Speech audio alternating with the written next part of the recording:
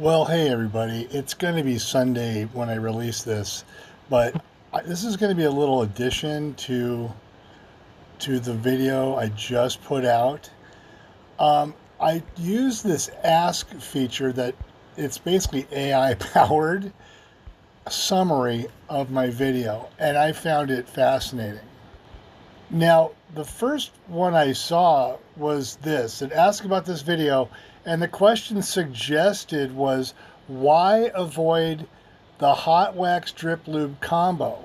So I'm going to read through this pretty quickly. This is AI doing a summary of the last video. This will be Chain Wax podcast number 15. The speaker, it is speaking about me. This is a summary of the last video. The speaker criticizes the hot wax drip lube combo for several reasons. Paradoxical necessity. He questions why both a hot wax melt and a drip lube are necessary if each product is supposed to be highly effective on its own. Cost and time consuming. Setting up for hot waxing, including a dedicated crock pot and wax, can cost a couple of $100s. The process of removing chains, cleaning them, and re-waxing is described as a significant hassle that takes away a lot of time, especially for multiple bikes. Maintenance burden. If the hot wax application isn't done often enough, the users won't get the desired drivetrain savings, which is why drip lubes are then offered. This implies that the hot wax alone isn't a complete or long-lasting solution without frequent inconvenient reapplication or supplementation. Well, how do you like this AI summary so far? Chemical reactions, okay? I was shocked that it pointed this out. While not explicitly stating it's solely due to the combo, the speaker alludes to cracked chains and chemical reactions that can occur if the chain isn't 100% sterile when adding new lubricants or if degreaser remnants are present. This suggests that the multi-step process involving different products might lead to issues. Now, that is AI's own addition to what I said. I did allude to some things. I'm keeping this sort of under wraps right now. Let them hire some more chemists to tell them. I'm not going to tell them for free on YouTube, that's for sure. But that last statement there, this suggests that the multi-step process involving different products might lead to issues. Well, AI, I got to tell you, I'm very impressed with your analyzation of what I said in the last video. He generally views these solutions as having downsides and not truly solving the problem of time consumption and expense for the user. That was the first summary based on the hypothetical question, why avoid high wax drip lube combo? So this is a suggested question, and it provided an answer. I didn't ask that question. Now, I'm on the live YouTube feed. That was a screenshot of my first question. It still goes on. This is a summary of the video. I did it again to see if it would change, and let's see. It changes a little bit. This version, every time you do it, it'll reload it a little different. This video, Chain Wax Podcast number 15, features John from A Mountain Biker Product discussing his perspective on bike chain maintenance and the limitations of current market solutions. He highlights the paradox of hot wax melts and drip lubes offered by many companies, questioning why both are needed if one is truly effective. It's something I came up with this morning, and it really staring me in the face the whole time. He criticizes the high cost and time-consuming nature of these traditional waxing methods, especially for multiple bikes. Okay, so here we go. John introduces his solvent-free chain prep formula, emphasizing that it eliminates the need for degreasers and harsh solvents, streamlining the cleaning process. This product is now available in 16-ounce shot bottle, priced around $40. It comes with an applicator brush. He asserts that the product is unique and has been in development for several years. He discusses how his products, particularly the 5311 and Formula 1.2, perform well in various wet conditions, including mud. That'd be the 5311 does better in the mud. John outlines 7 key goals he aimed for in his product development: clean and quiet operation, no maintenance, no harsh solvents, no chain removal, racing performance, extended chain life, and environmental soundness. He also adds an eighth goal: reasonable pricing to be accessible to all riders. John, and it goes back into the cracked chain, me alluding to that. Finally, John introduces an upcoming product, a brake rotor restore formula designed to solve the long-standing problem of contaminated brake pads and rotors. This will be an affordable solution priced around $8 or $9. He concludes by reiterating that his products offer a time-saving, effective, and less expensive solution to bike chain maintenance. So this is just really, really interesting. So there's that other question. It just sort of goes on and on. How did the personal frustration drive the product? Let's see what AI says. I'm just doing this live. The speaker's personal frustration significantly drove the development of his product. He describes his long-standing dissatisfaction with existing chain lubes and maintenance methods. Disbelief in marketed solutions. He tried various products, including a bike lube from WD-40, a billion-dollar company, and was astonished that even they couldn't figure out an effective solution. This was the last straw for him. Annoyance with frequent chain replacement. Despite his best efforts with available products, his chains would only last about 800 miles before the entire drivetrain needed replacement. Actually, the chain would need replacement about every 800 miles max, and then every 2 or 3 chains I would need to usually do a cassette every third chain. So on the 4th chain, I would need a new cassette. That's what I meant to say. Hassle of maintenance. Some who trained frequently 5 days a week in challenging conditions like 100-degree weather in the Malibu Hills, the last thing he wanted to do was work on his bike, take the chain off and strip it.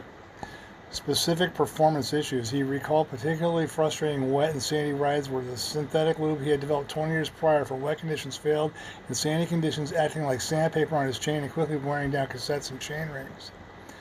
Desire for a personal solution. His primary motivation was not to make money or sell a product, but to solve this problem for me and find something that would work in the variety of conditions he encountered, especially the dusty, hot, and dry environment in Southern California. His first goal was to have nothing stick to the chain, which he achieved immediately. This deep personal experience and the failure of existing products to meet his needs directly led him to develop his own solutions, which he is now sharing with the world. I think this is great. This is, I definitely would not be able to write something like this as well as this did, this summary. So my podcasts are just off the cuff and non-scripted because, I've been living this this product is 10 years now on the market, and 10 years since I have been using it on my bike, over 10 years now. And it's been on the market since 2019. So going on almost 6 years. This spring will be 6 years on the market, I think. And then it really goes back to 40 years ago as a racer, as a top contender trying to turn pro, more than 40 years ago. So actually I started racing 45 years ago. Can't believe it. And I've been riding bikes and jumping bikes for over 50 years, since I was about 5 years old.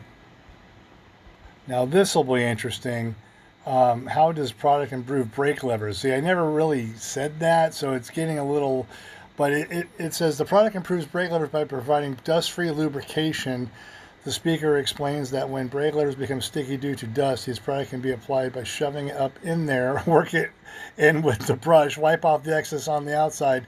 Unlike WD-40 and other substances, his product does not attract dust, ensuring smooth operation. So, did a pretty good job of summarizing even that just a little side note. As I was talking about all the reasons to buy a shop bottle, it's not just for converting a chain or cleaning a chain. You can use it all over the bike. In fact, you can use it on all your padlocks and combination locks, anything that's outside in the weather. It's waterproof. It'll make your keys go in and turn the lock so effortlessly. One day I was at a house where it had one of those real estate lock boxes to get the key out to go in to look in the house. Could barely get the numbers to turn, could barely get that little plastic switch to open. And the guy that was with me says, yeah, that thing's a real tough thing to open.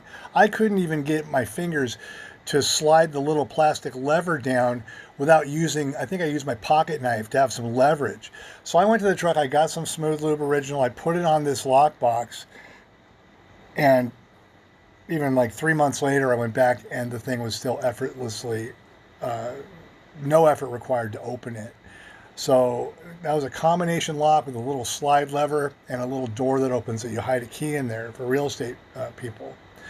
So there's a lot of things you're going to find the chain prep formula is good for. So it just goes on. It's seemingly never ending. You know, what makes products solvent free? You know, I didn't say that. I'm just really curious what it's going to come up with.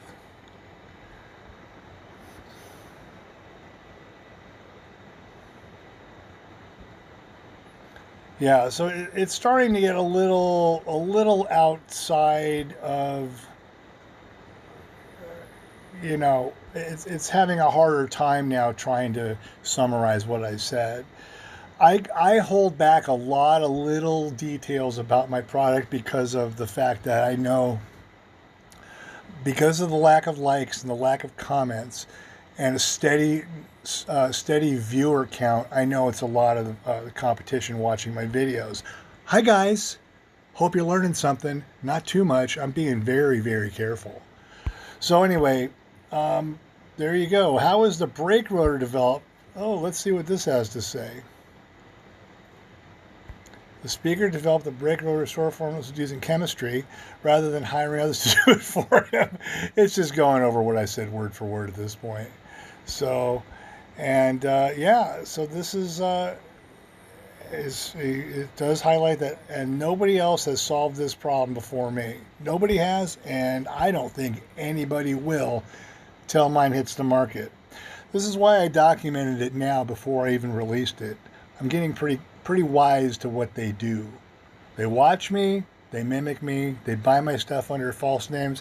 Should I show you guys the crazy buying patterns by the last well, there's 2 customers that have been buying my product in multiple numbers of each product over the course of weeks through Amazon and the website. I looked into their name and their email address, and well, she's an attorney. He runs a company out of Europe that's a product safety sort of company, and then the son is a petroleum engineer. And they bought 2, 3, and 4 bottles of every single product I make. Gee, that sounds like they have a really good thing in store for for my product. Oh, they must be really avid mountain bikers. That's it. Well, anyway, I thought you might enjoy that. I probably won't publish this, but I wanted to document it for at least myself, because the AI summarizing my videos,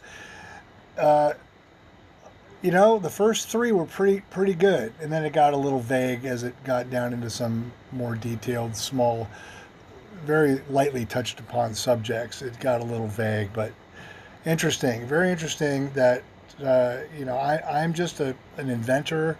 I'm a musician and a mathematician and a bike rider for life, and not an actor. I'm not a professional public speaker. This is very uncomfortable for me to do these things, but I think I'll get better at it, like I do everything I put my mind to. So, all right, guys, thanks for watching. Maybe I'll publish this as like a little bonus video with a link instead of actually publishing it on the site, something like that. All right, guys, go ride your bikes. It's still raining here in California. Looks like I'm stuck inside for the rest of the weekend.